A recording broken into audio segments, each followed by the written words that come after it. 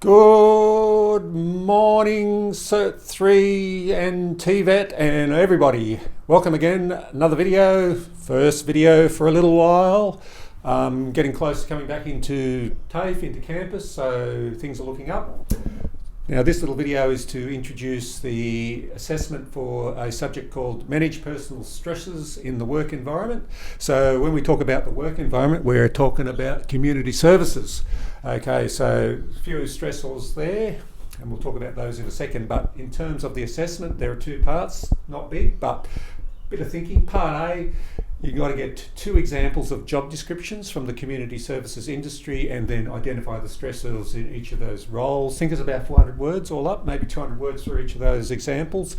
I'll help with providing examples, although you're certainly free to go and find your own examples. The second part of the assessment is a thing called a self-care plan, which really is about trying to prevent stress in the first place. So if how do we look after ourselves, what do we do, and what are the components of that? And I'm sure you'll all have a pretty good idea of that, but it's about getting it down on a plan, and we'll give you the template for the plan and the headings and the topics that you would cover in that plan. In terms of, I guess, the job descriptions for Part A, there could be something, and some of the examples that I've got, places like a refuge for women and children, so that's women escaping domestic violence, usually a youth refuge, so young people who are homeless.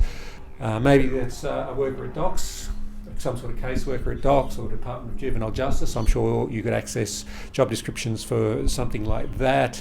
Working in the alcohol and other drugs space or the mental health space, I think I've got some job descriptions for those as well. Or as disability support work, I think I've got a job description there. Or perhaps working in a school, some sort of support role, counselling role, youth support role in a school, or special ed support, something like that. And I'm sure you could think about stressors in any of those roles. And I guess the first starting point, you've got to draw some info out of the Aspire reading, being able to recognise stress.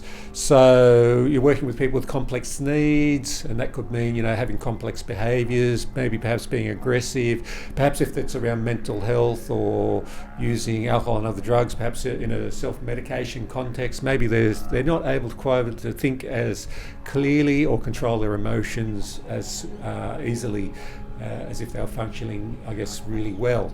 Working with people who are non-compliant, as in they don't want to be in a program. Think about people in the juvenile justice system or the prison system perhaps.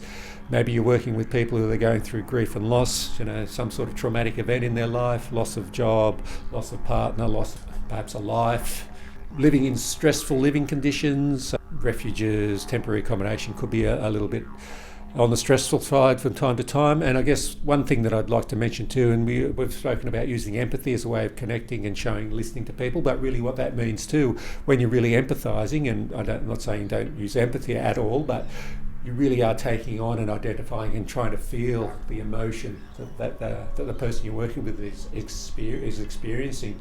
So, really identifying with that emotion, whether it be grief or anger or confusion, etc. A lot of complex emotions, and you're taking a little bit of that on. And I suppose the downside of that is that you're taking on to some heavy emotions regularly in your active listening and your interaction. So making sure you're able to take good care of yourself is obviously really important, and that's the crux of this assessment. It's identifying stressors and how do we manage those.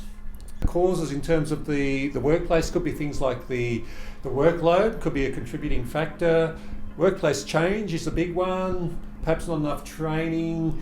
So besides those other things we mentioned earlier, again, working with people with complex needs. Symptoms, so what is it like when you're feeling stressed, I suppose, or feeling overstressed? And this is the important stuff, so that you can recognise when things are not feeling great, and you've got to put some extra strategies in place. But perhaps it's just that feeling of not being able to cope, not being able to turn the computer on, perhaps because you're just feeling overwhelmed with work, feeling tired, perhaps not being able to sleep well, or feeling like you can get out of bed. Maybe there's aches and pains, feeling more irritable, perhaps a bit more aggro. That constant sense of alertness, that perhaps it's like that fight or flight, but you're in that heightened sense of being tuned in, over alert, that sort of thing. So really your body is not relaxed, and you get that tension throughout the body. Some of the stress management approaches that you'd be well aware of, but in the context of the workplace, making sure that you do have your rest break, getting some time away to eat your meal, your lunch break, that sort of thing, trying to eat well, eat healthily as you possibly can, alcohol, so I suppose limiting that, if you're hitting the alcohol hard all the time, going to have some sort of impact on your body and, feeling well and being able to cope, I suppose. And similarly for drugs, having a mentor at work might be really good. So if there's certain aspects at work that you cope with, someone to support you through that. Exercise, getting, it's important to, keep the body ticking over, healthy.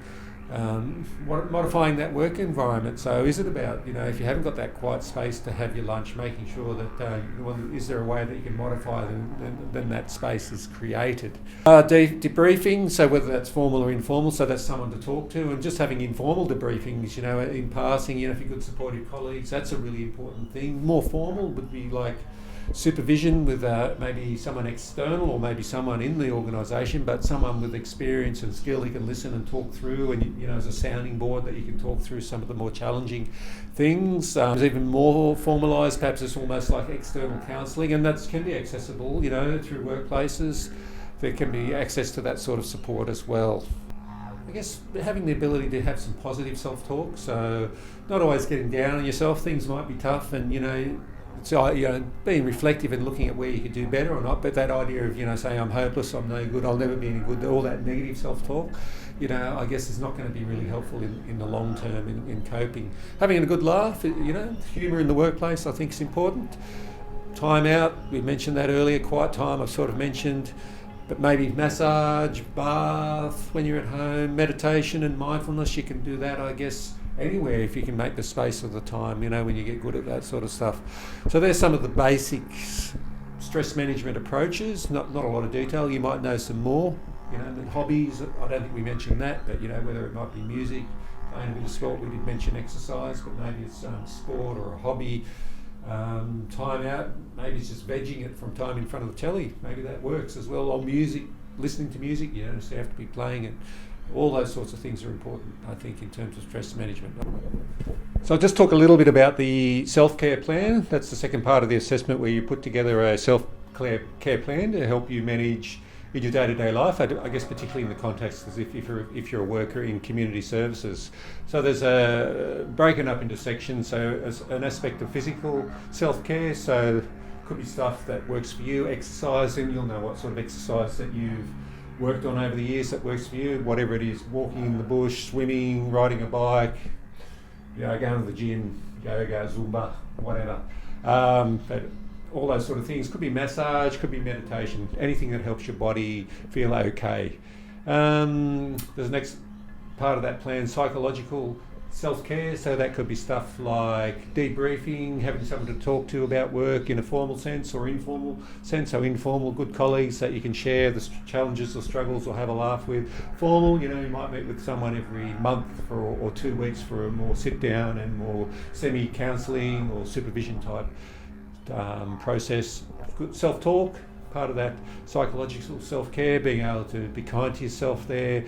Could be using a meditation type technique like mindfulness. I'll send you a link to have a look at some of this more stuff in detail. You might know about mindfulness, you might be able to speak about using that, or you might like to read a little bit more and consider that in your self-care plan, saying that sounds interesting, maybe I could use that. Emotional self-care, so looking after yourself again in terms of your positive self-talk, taking time out, relaxing, breathing, doing something for yourself, realising what it is that you might need. Is it that time just to go to the beach and have a walk and suck in the air, or is it having a bath, having some sort of fun and, some self-compassion, I suppose, looking after yourself. Spiritual self-care, and that's an interesting one. It's not necessarily about being religious as such, but it could be religion. It's something that that you gravitate towards. It could be more just taking that solitude or taking a walk in the bush, on the beach. Again, meditation and mindfulness. I guess there's an overlap in a lot of these categories.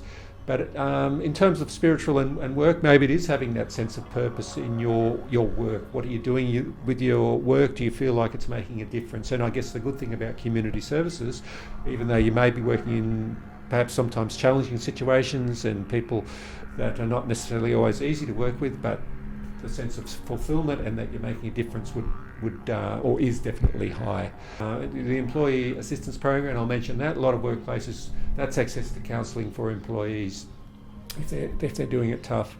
Relationships is another section in the self-care plan. So again, it's that time out for you, or having healthy boundaries, talking to people, forgiving, healing old wounds in a sense, or being able to forgive perhaps, or talking about situations, and recognising what it is that you need in a relationship as well. In the workplace, things to consider, I guess, is having good assertiveness skills. I think in community services, the idea of being aware of what one might call compassion fatigue. So, you're working with people, and again, that idea of empathy and hearing people's stories, taking that on board, but being also mindful that can be draining unless you've got all sorts of these parts of the jigsaw and looking after yourself in place, so that you can keep yourself recharged and fresh and energised. Of course, I guess you may be always having some times where you're not always firing on all cylinders, but that's when you regroup and you think, what is it that I need to do? And again, that in the workplace, having a good person to debrief with, whether again formal or informal, whether it's a boss or a colleague, is always important, I believe. So that's a little bit of a snapshot of part of the self-care plan. There are a few other aspects of it, which I'll go through in a minute shortly. So that's what you're going to come up with. I'll send you some links from particularly the Reach Out website, where a lot of this stuff comes from. It's a really good website. I know this is worth considering if you're moving into the working with people field. Being able to look after yourself, and that balance between working to support people and improve their quality of life, but also looking after yourself in that process.